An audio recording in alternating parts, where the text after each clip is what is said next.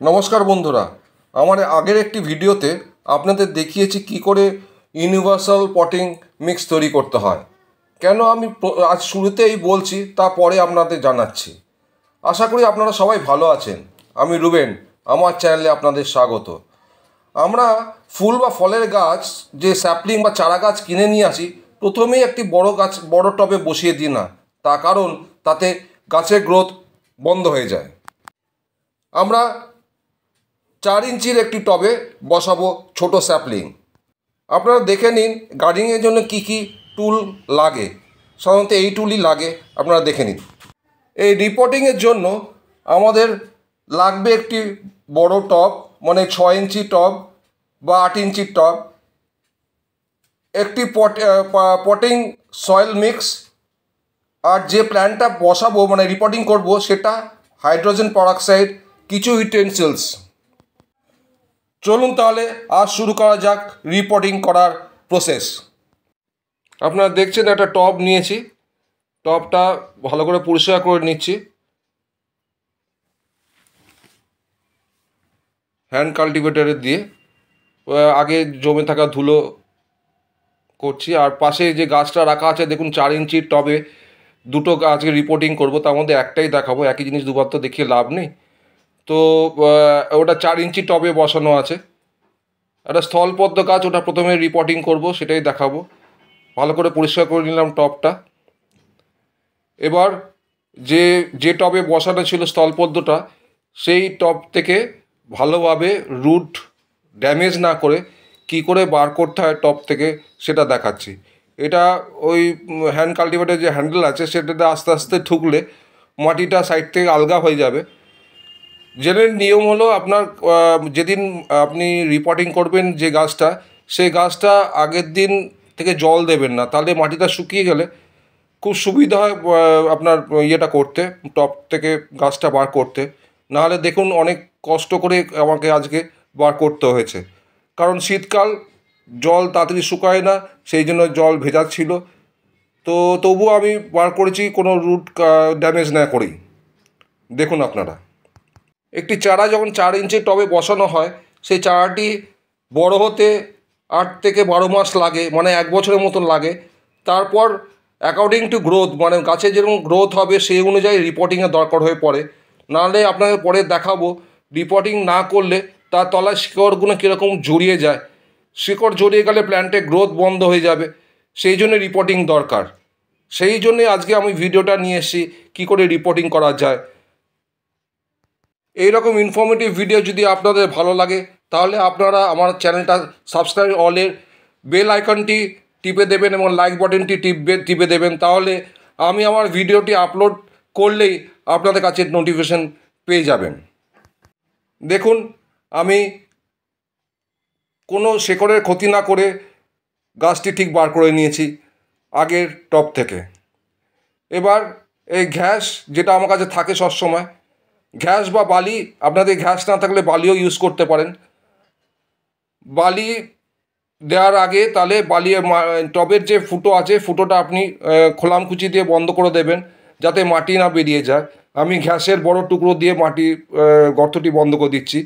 তারপর ঘ্যাস ঢেলে দিচ্ছি টবের মধ্যে একটা স্তর, যাতে কোনো সময় জল না জমে গাছের শেকড়ের ক্ষতি করতে পারে। দেখুন, একটা স্তর করে নিয়েছি। এবার এর মধ্যে আগের ভিডিওতে যে আমি ইউনিভার্সাল পটিং সয়েল তৈরি করেছিলাম, সেটা এখনও রয়েছে। সেই সয়েলটা একটা লেয়ার দেবো।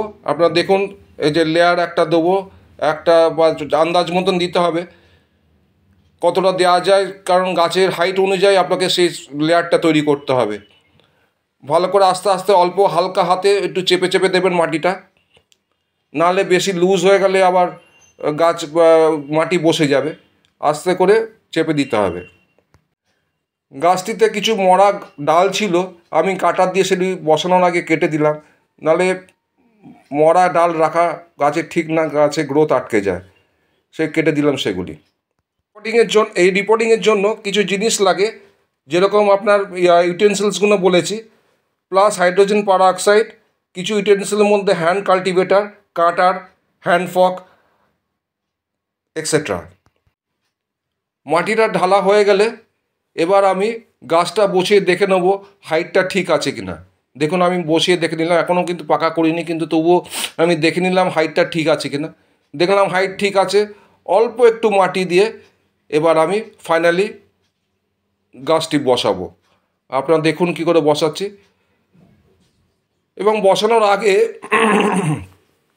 আগের যে আমি গাছ বসিয়েছিলাম, আপনারা দেখুন গাছের তলায় সেই আগের আপনার ঘ্যাস লেগে রয়েছে, কিছু শেকড়ও আছে, সেগুলি খুঁচিয়ে বার করে নিতে হবে, নাহলে নতুন করে রুট ডেভেলপ করবে না, গাছের শিকড়গুলো বাড়বে না, গাছের ডেভেলপমেন্ট হবে না।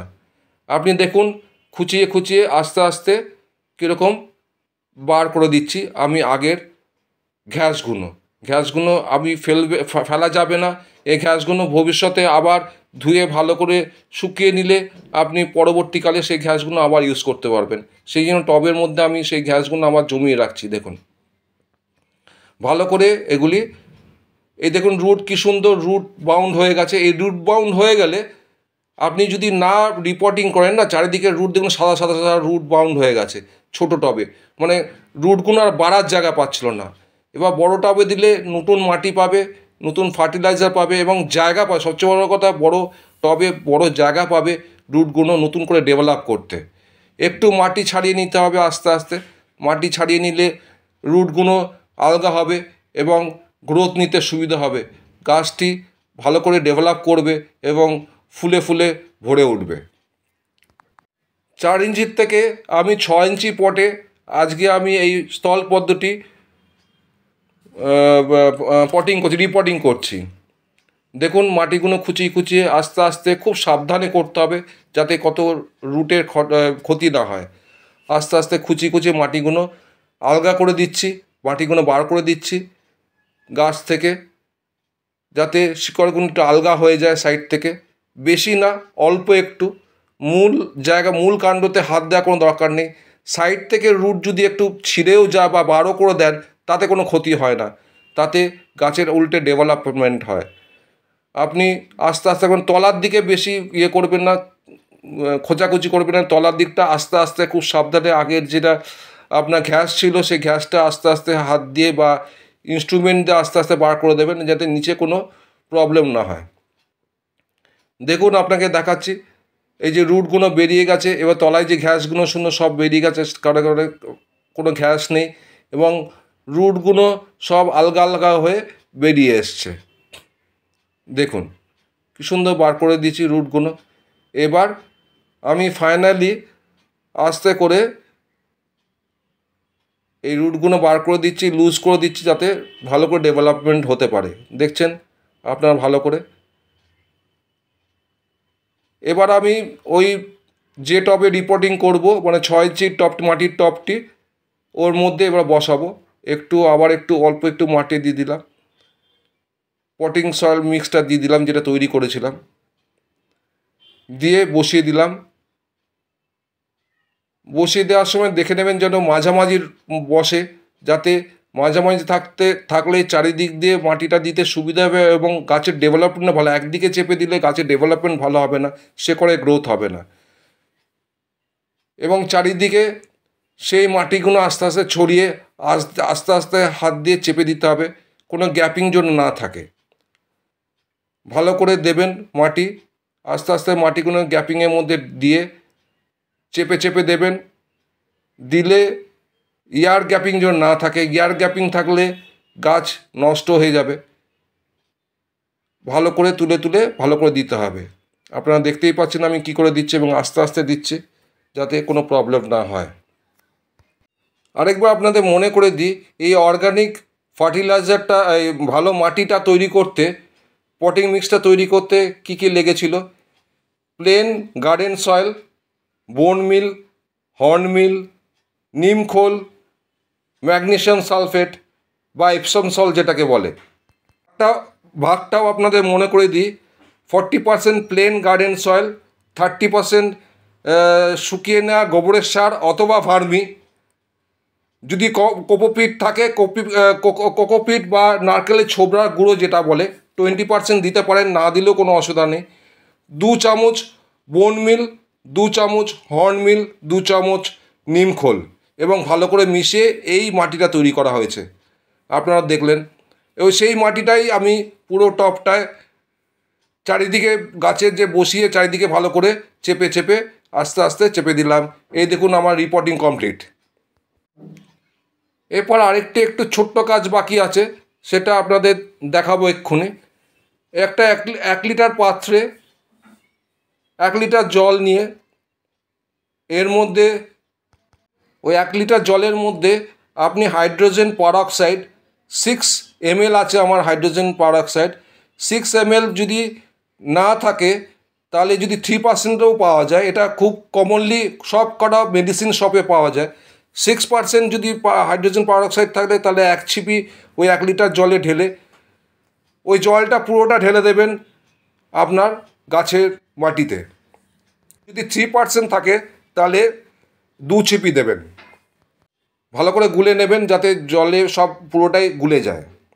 জল ঢেলে দেওয়ার পর আপনি 4-5 মিনিট ওয়েট করবেন, দেখবেন জলটা তলা দিয়ে গলে বেরিয়ে যাবে, বুঝতে পারবেন জলটা ভালো মাটিটা ভালো তৈরি। তাহলে আজ এখানেই শেষ করছি। বাই বন্ধুরা, আবার দেখাবেন নেক্সট ভিডিওতে। আপনারা ভালো আর সুস্থ থাকবেন। নতুন ইনফরমেটিভ ভিডিওটি সাবস্ক্রাইব আর লাইক বাটন টিপে দিতে ভুলবেন না। আপনারা ভালো থাকবেন। ধন্যবাদ, নমস্কার।